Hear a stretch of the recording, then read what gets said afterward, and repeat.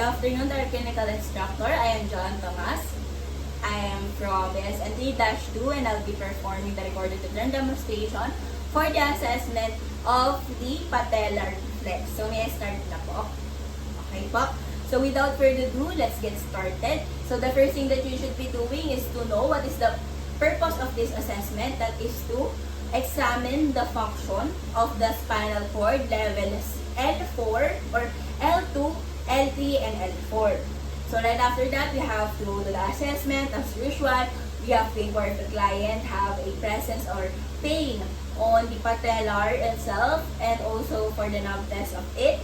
And also, we have to ask if the clients have any aggravating or alleviating factors.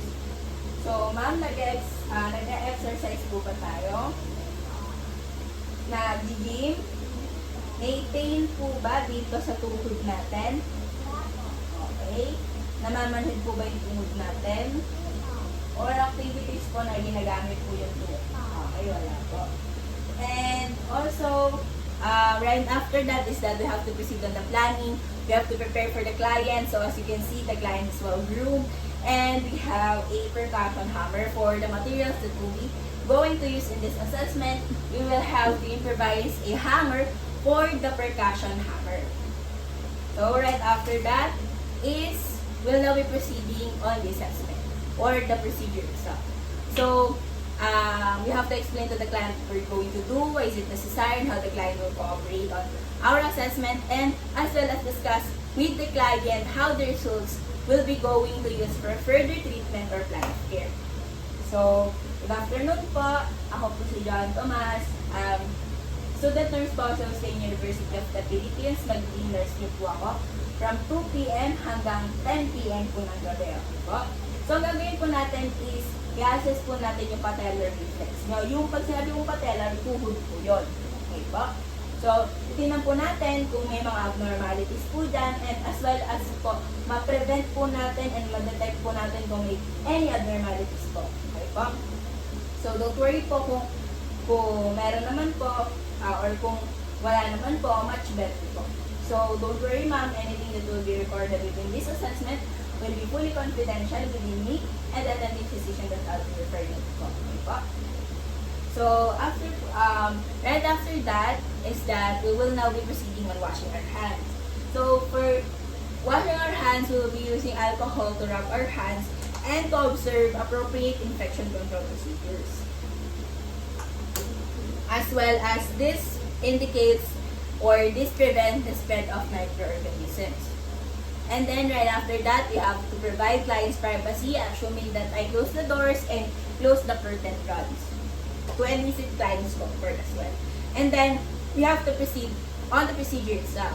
So, ma'am, pwede po bang umupo po kayo dito?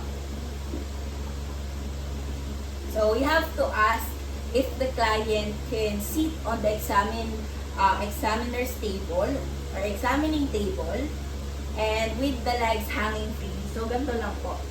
Yan lang, ganyan lang.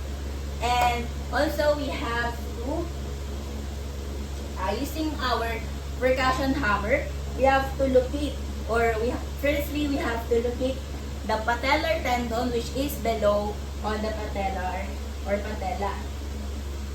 So, here. And then right after that, we have to deliver a blow with our percussion hammer directly to the tendon. So first one, dito po muna. Okay. Second po. Okay.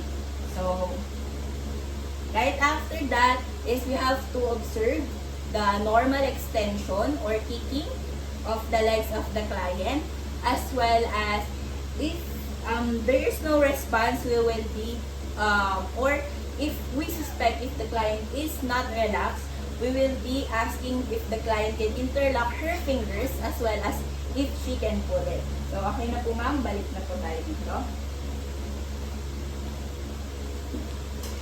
So, after that is that we have to secure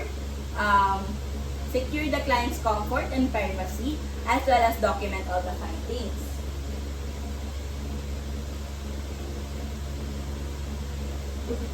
So, we just document that the client have a normal extension or kicking of the quadriceps muscle.